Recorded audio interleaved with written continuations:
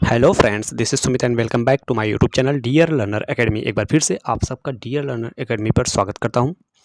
आज हम बात करने वाले हैं जियोग्राफी की, भारतीय भूगोल के बारे में हम डिस्कस करेंगे। जो उत्तर प्रदेश एग्जाम से संबंधित क्वेश्चंस भारतीय भूगोल से पूछे जाते हैं उन सब का सॉल्यूशन हम इस वीडियो में कराएंगे।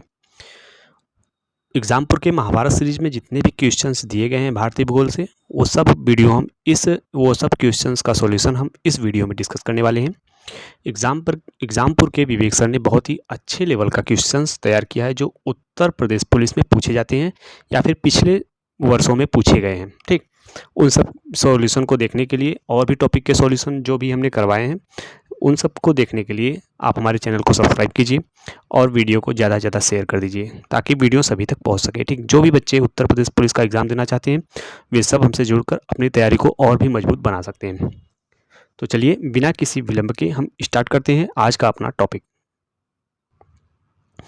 हमारा पहला प्रश्न दिया गया है, 2011 की जनगणना के अनुसार कौन से केंद्र शासित प्रदेश का जनसंख्या घनत्व तो भारत में सबसे कम है।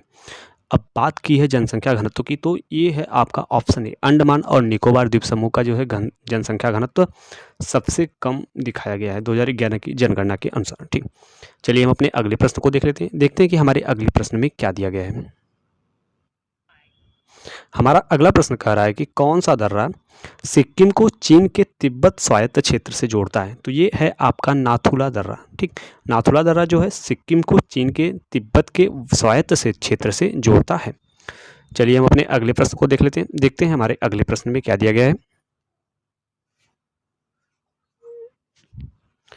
हमारा प्रश्न अगला है कि भारत में निम्नलिखित में से कौन सा मौसम सस्य नहीं है।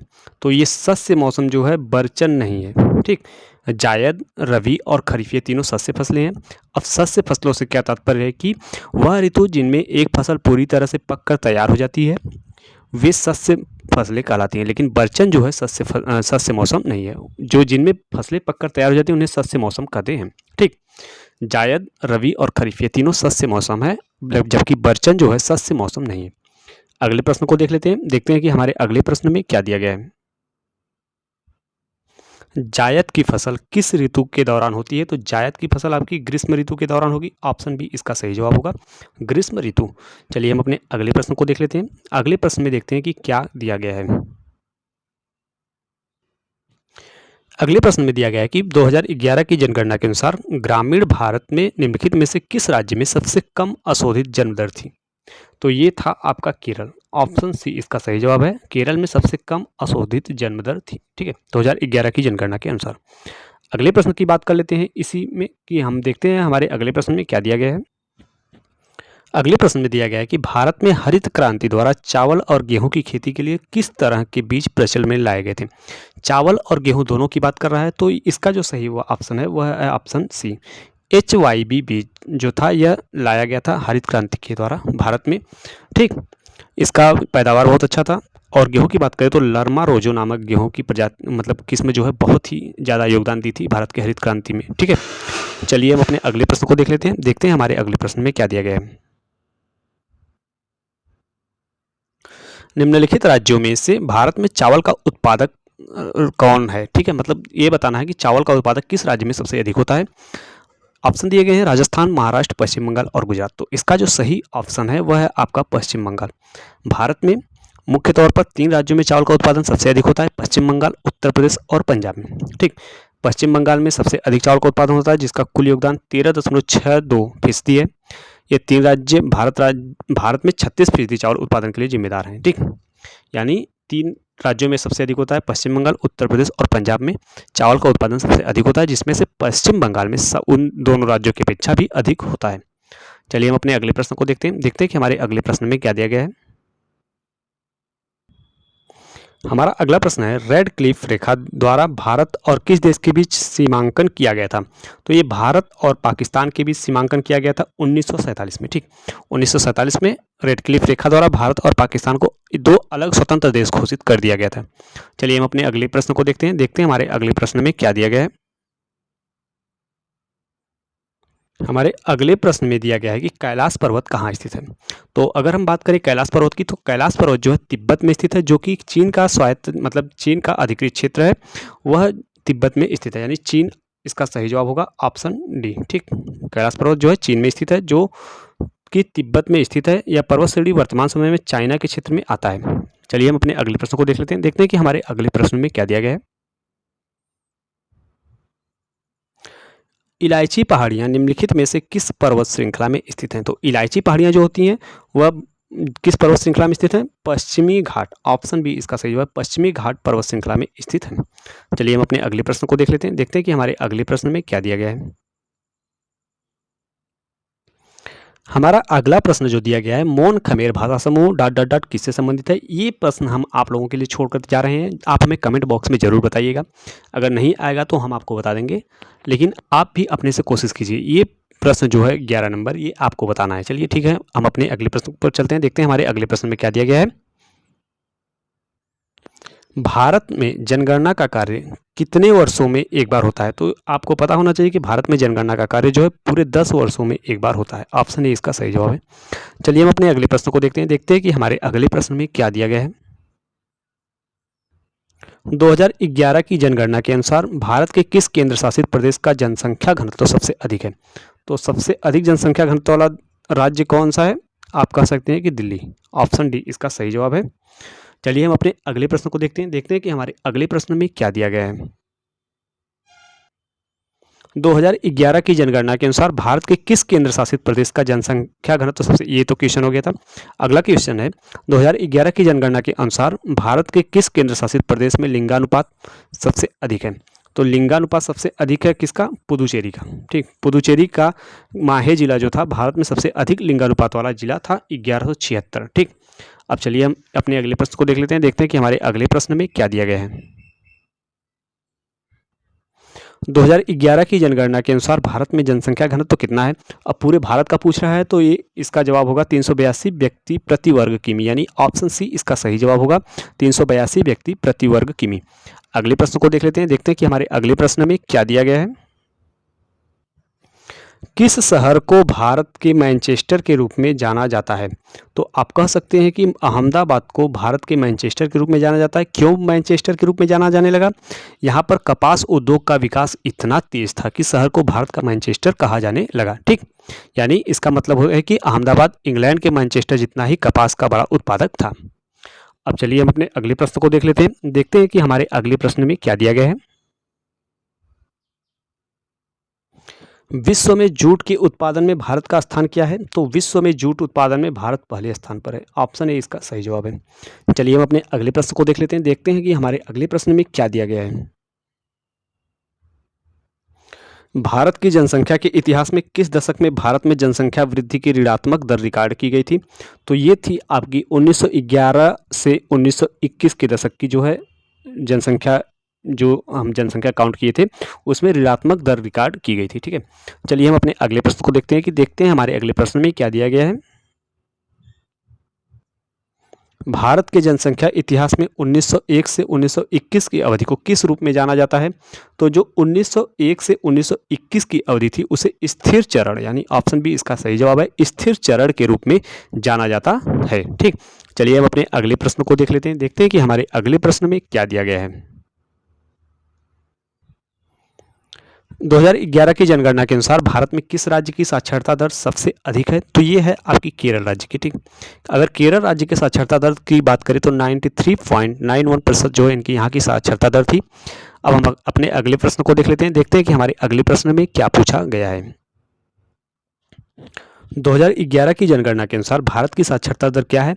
तो 2011 की जनगणना के अनुसार भारत की साक्षरता दर कितनी थी आपकी? 74%। ऑप्शन ए इसका सही जवाब है, 74% थी, जिसमें अगर हम बात करें पुरुषों की तो पुरुषों की 82.14% थी और महिलाओं की थी आपकी 65.46।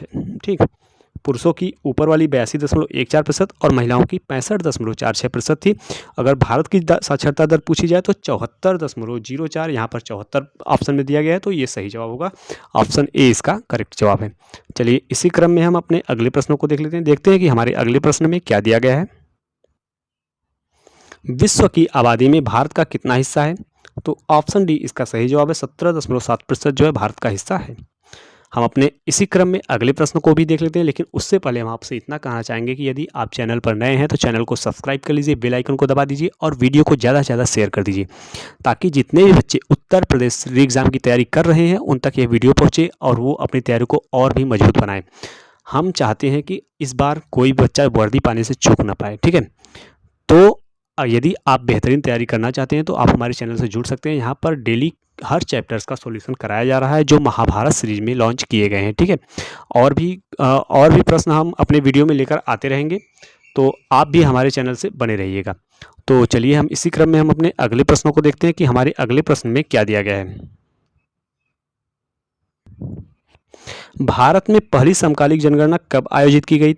अगर हम बात करें कि भारत में जनगणना की, तो प्रथम बार जनगणना जो है 1972 में पहली जनगणना हुई थी, लेकिन समकालीन जनगणना मतलब लगातार रेगुलेट मतलब एक स्तर पर जनगणना जो हुई थी वह 1981 से मानी जाती है। तो इसका जो है ऑप्शन नंबर डी 1981 सही जवाब है। भारत में पहली समकालीन जनगणना कब आयोजित की गई थी? तो 1881 और 1872 जो है पहली जनगणना की गई थी, ठीक है। 1881 जो है इसमें मानी गई है। चलिए हम अपने इसी क्रम में अगले प्रश्न को देखते हैं हमारे अगले प्रश्न में क्या दिया गया है। 2011 की जनगणना के अनुसार भारत के किस राज्य का जनसंख्या घनत्व तो सबसे कम है? तो आप सभी को पता होना चाहिए कि अरुणाचल प्रदेश का जनसंख्या घनत्व तो सबसे कम है। चलिए हम अपने अगले प्रश्न को देख लेते हैं, हमारे अगले प्रश्न में क्या दिया गया है। भारत में सबसे अधिक आबादी वाला राज्य कौन सा है? तो ये भी सभी को पता होना चाहिए कि भारत में सबसे अधिक आबादी वाला राज्य जो है उत्तर प्रदेश है। ऑप्शन सी इसका सही जवाब है। लगभग 200 मिलियन लोगों के साथ देश में सबसे अधिक आबादी वाला राज्य उत्तर प्रदेश बन गया है। चलिए हम अपने अगले प्रश्न को देख लेते हैं कि हमारे अगले प्रश्न में क्या दिया गया है। रबी की फसल किस ऋतु में बोई जाती है? तो इसका जो सही जवाब है आपका ऑप्शन बी शीत ऋतु में रबी की फसल को बोया जाता है। चलिए हम अपने अगले प्रश्न को देख लेते हैं कि हमारे अगले प्रश्न में क्या दिया गया है। कोलार की खदानें यानी सोने की खदानें किस भारतीय राज्य से संबंधित है? तो ये संबंधित है आपकी कर्नाटक से। ऑप्शन डी इसका सही जवाब है। कोलार सोने की खदानें जो है कर्नाटक राज्य से संबंधित है। चलिए हम अपने अगले प्रश्न को देख लेते हैं कि हमारे अगले प्रश्न में क्या दिया गया है। दक्षिणी रेलवे जोन का मुख्यालय कहाँ स्थित है? तो ये स्थित है आपका चेन्नई में। ऑप्शन ए इसका सही जवाब है। दक्षिणी रेलवे जोन का मुख्यालय चेन्नई में स्थित है। चलिए हम अपने अगले प्रश्न को देख लेते हैं हमारे अगले प्रश्न में क्या दिया गया है। किस रेखा से पता चलता है कि अक्साई चीन भारत का हिस्सा है? तो ये आपका मैकमोहन रेखा जो है, ऑप्शन सी इसका सही जवाब है। मैकमोहन रेखा से पता चलता है कि अक्साई चीन जो है भारत का हिस्सा है। यह लद्दाख और आपके चीन को अलग करता है, ठीक। वहाँ से अक्साई चीन का पता चलता है कि ये भारत का हिस्सा है। चलिए हम इसी क्रम में अपने अगले प्रश्न को देख लेते हैं कि हमारे अगले प्रश्न में क्या दिया गया है।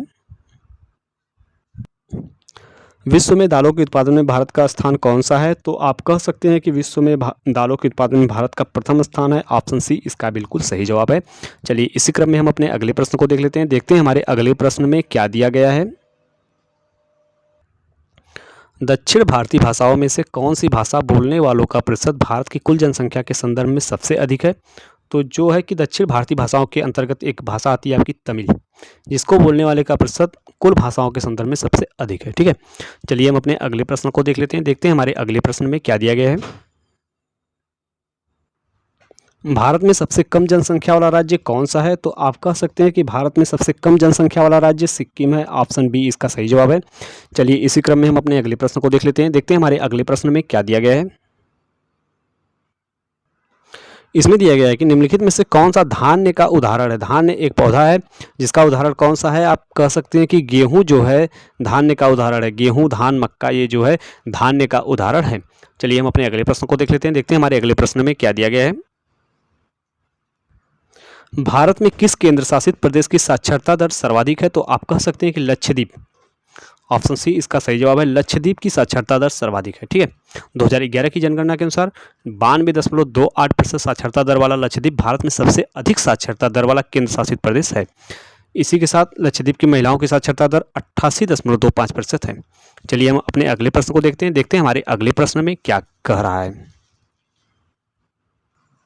निम्नलिखित में से कौन भारत में प्रवाल द्वीपों का उदाहरण है? तो आप कह सकते हैं कि लक्षद्वीप जो है आपका प्रवाल द्वीप है जो अरब सागर में स्थित है। प्यारे साथियों, उत्तर प्रदेश एग्जाम को देखते हुए जो जियोग्राफी का भारत भूगोल था, यानी भारत का भूगोल था, उसमें जितने भी टॉपिक महाभारत सीरीज में दिए गए थे, जितने क्वेश्चन इसमें दिए गए थे, उसका हमने आधा क्वेश्चन कवर कर लिया है। ठीक, शेष जो क्वेश्चन रह जा रहे हैं वो हम उसके लिए अगली वीडियो लाएंगे। अगर आप लोग बताएंगे या कहेंगे तो वीडियो आपको अच्छी लगे तो वीडियो को लाइक कर दीजिएगा, शेयर कर दीजिएगा, और अगर आप चैनल पर नए हैं तो चैनल को सब्सक्राइब भी कर लीजिएगा। इससे हमारा भी मनोबल बढ़ेगा और हमें और भी वीडियो लाने में जो है और भी शक्ति प्राप्त होगी। ठीक है, तो चलिए हम इसी के साथ आज के लिए बस इतना ही रखते हैं। तो आपको वीडियो कैसी लगी आप कमेंट बॉक्स में हमें बताना ज़रूर। ठीक, चलिए तब तक के लिए धन्यवाद।